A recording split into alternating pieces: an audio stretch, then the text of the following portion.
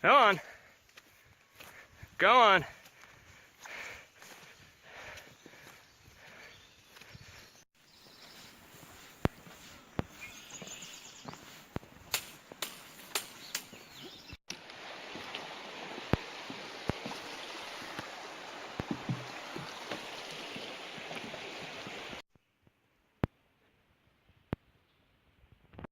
What's up, guys? It is currently day 9 of our journey, and I realized, well, as you can see, I'm not in the great outdoors right now. We're at a motel. Bubba gave us a ride from where one of the trail ended, and man, today's hike was just like really hard for us. It was like super hardcore. A lot of steepness. We were taking a little lunch break, and I see this like leaf, like it's sitting up like this, and it flaps down a little bit, and I figure it's like a squirrel or something, but then I see this huge snake coming, so we grab our stuff and keep hiking on. So it's been an interesting day. But then we had scheduled to get picked up at the end of this trail by this guy who does that, who takes hikers to this motel, and it's a nice motel. It's amazing to have like a room and a shower and stuff like that to ourselves. Super nice. It's kind of like an RPG or something, where like every few days you can travel to a town and like get healed and all your HP and MP back up and everything like that before you start heading out again. But anyways, I wanted to clarify a little bit like what this journey is, just so that you guys kind of have an idea. So it will last, probably the initial idea is that it'll last about 7 weeks, and it is not a through hike. A through hike would be all of the Appalachian Trail. That's not what we're doing. We're starting in Damascus, Virginia, and we'll see where we end up. Tentatively, Harper's Ferry is our goal in mind. We're also not like strictly staying on the AT, like just like we have to stay on the Appalachian Trail and whatever. We're finding some little secrets and shortcuts. We're doing whatever it takes. It's just a little journey from point 1 to point 2. For example, there's this like creeper trail that runs across that we were able to cut some miles out of the AT by taking that trail, and some other little things too. And then occasionally, sometimes you just got to take a chocobo into town, if you know what I mean. So sometimes we call a shuttle, we'll head into town, and then we'll just hop back on the trail from that town. So that's a little different too. From hardcore through hikers will take every single step on the AT, and they'll do that whole thing. We're not really trying to prove anything like that, or like that's not why we personally are out there, although I have a lot of respect for that. We're just out here. We felt called to be out here, so we're kind of doing what we can to get from Damascus to where we need to be. And a few reasons for staying in little towns every few days. Like I said, utter exhaustion. I can't even tell you, when you're eating like beef jerky for lunch and like tuna packets every day on tortillas, and you start to get really tired when you're hiking like double-digit miles with this huge pack on. So exhaustion is one reason. Another one is if there are thunderstorms in like the forecast, which I'll talk to you more about thunderstorms later, but there are like thunderstorms or bad weather in the forecast, and we have it in our power to go stay somewhere safe, we do that.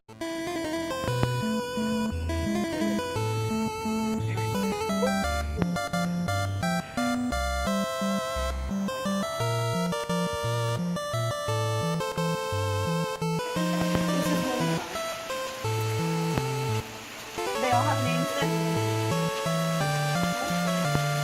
They all have names?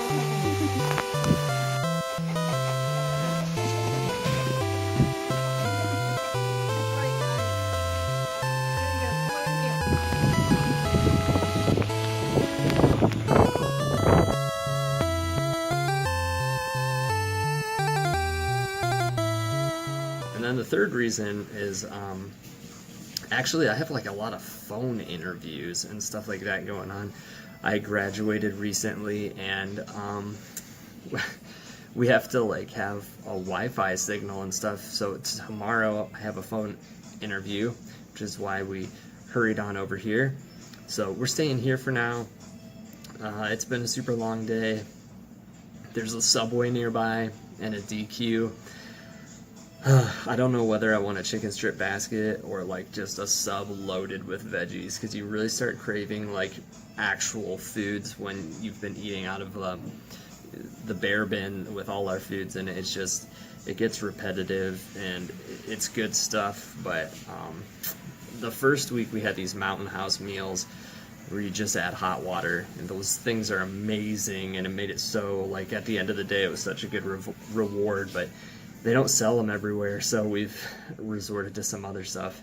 It's been a little harder, but check back in soon, and enjoy the rest of the video. This motel is really nice, and there's this little area for hikers to hang up their laundry and dry it out here, old school style, which is really awesome. So we did that, and then back behind the building off to the side, I found something super clutch.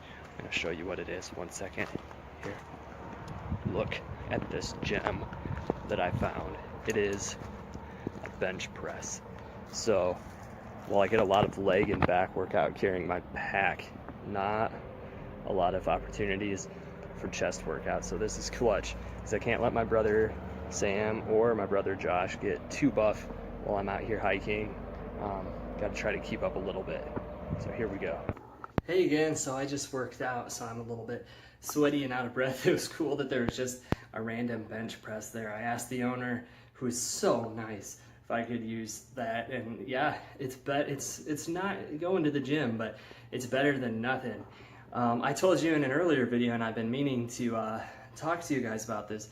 The day after I recorded the video where I was talking in the first vlog update from the first video, that evening we were looking at the forecast and stuff, and we were at like the second highest point in Virginia on the AT at that point, and the forecast is just calling for like really high chances of thunderstorms for a good portion of the following day.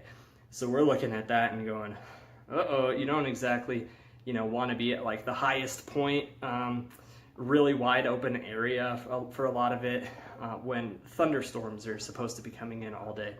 So we're really praying for our safety and all of that stuff. Now, before I left, my dad said, he drove us part of the way, and he said to me, I feel like I'm supposed to tell you that there's going to be opportunities on this trail for you to command people to be healed. If you look at the scriptures, Jesus was commanding people to be healed, and then when he left, he gave the Holy Spirit. He said the Holy Spirit's coming, and on Pentecost it comes, and all of us have that Holy Spirit, and we have that same power that he had to go around and in God's name, heal people, command them to be healed. So I haven't had any opportunities other than between my wife and I praying for each other and stuff to be healed with some back issues, which have been going really well overall, and we've been doing good. But I figured, we're walking and I can see like these dark clouds looming and coming out over top of us and stuff. And I'm thinking, this isn't an opportunity to command anybody to be healed, but Jesus also commanded the storms in scriptures. So I'm like praying and I'm commanding this storm to leave us alone. And like, we were called here on this trail, and unless for whatever reason in God's greater good he permits you to come over us, then you need to go elsewhere. And I'm praying and praying and praying. And it was kind of cool because these dark clouds will come over us, and simultaneously, like at the same time, you would hear like thunder rumble, but then the clouds part and just sunshine come out. And all day, like, it was like these thunderstorms kept starting to come in, and I'd be praying and commanding and having faith that, God was in control of this weather, and he gave us authority, and we were here for his will, so he was going to protect us, having all that confidence. And really, apart from getting sprinkled on a couple times, which felt really good, no thunder, no big rainstorms or anything like that. So that was just like a huge area of God's provision. It's amazing, and it's just been like little areas of faith like that throughout this whole journey where we've really just had to rely on God to get us through this, and it's been awesome being out here. So some of you might say, well, how come then you stay in shelters when it's going to be thunderstorming out? Well, if you look at the scriptures also, right after, Jesus is baptized and the Holy Spirit descends on him, he goes out in the wilderness and Satan tests him. And one of the things that Satan does is tell him to, throw himself off of this high place. If you have authority, then the angels, they'll get you and protect you. But another thing Jesus comes back at that is that you shouldn't test God, basically. So if we have it in our power to stay someplace safe, and thunderstorms are in the forecast, we think it's the responsible thing to do. Here, God's provided a place. You're in the right place at the right time to stay here and stay safe. So that's a way of God providing. So when we can, we do that.